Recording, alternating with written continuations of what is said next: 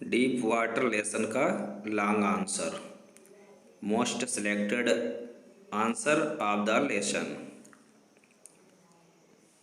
Dzire, determination and diligence lead to success.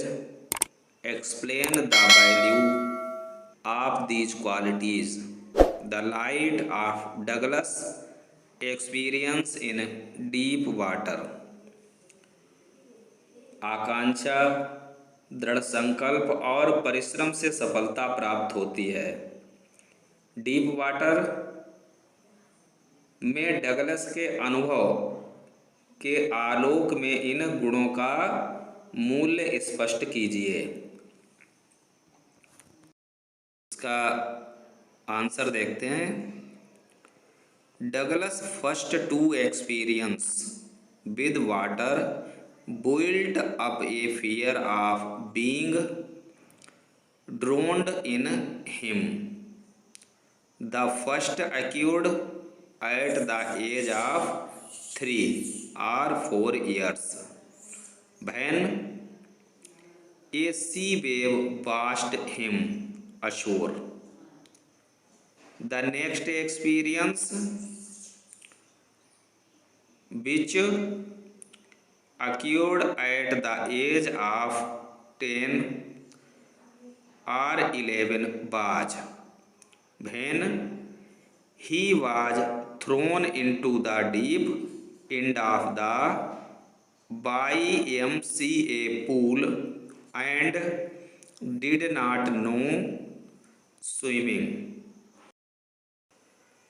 The terror of water followed where Douglas went. He decided to overcome his fear through his own will. The instructor gave him hundreds of exercises and taught him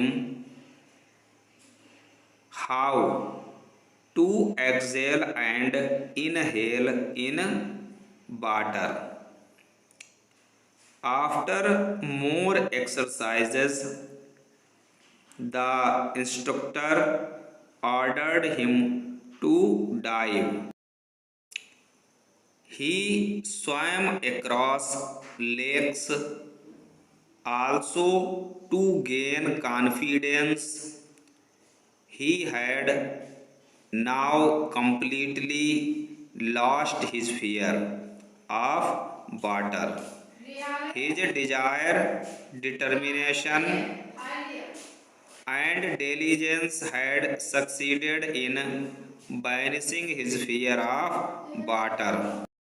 इस deep water नामक जो कहानी थी उसमें जो Douglas के अनुभव के आलोक में जो गुणों का मूल्य स्पष्ट किया गया कि डगलस जो है पहले दो उन्हें अनुभव उस पानी में भय को शो कर रहे हैं जब वो डूबते हुए बचे थे। उसमें पहला ये था कि जब उनकी उम्र 3 या 4 वर्ष की रही थी तो वो समुद्र से उठती हुई एक लहर की चपेट में आ गए जो जिसका पानी उनके ऊपर से निकल गया।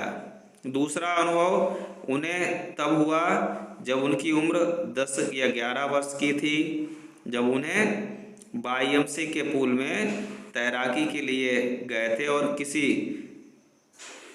लड़के के द्वारा उन्हें उसमें उछाल दिया गया था और तब उनके अंदर एक भय सा व्याप्त हो गया था।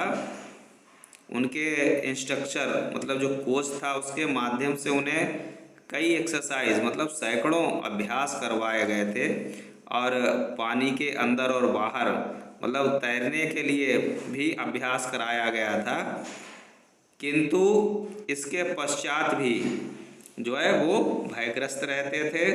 उनके इंस्ट्रक्टर द्वारा उन्हें आदेश दिया गया था किसी भी झील को तैरकर पार करें, वो भी आत्मविश्वास के साथ किस तरह से धीरे धीरे उनका जो भय था वो पानी से समाप्त हो गया।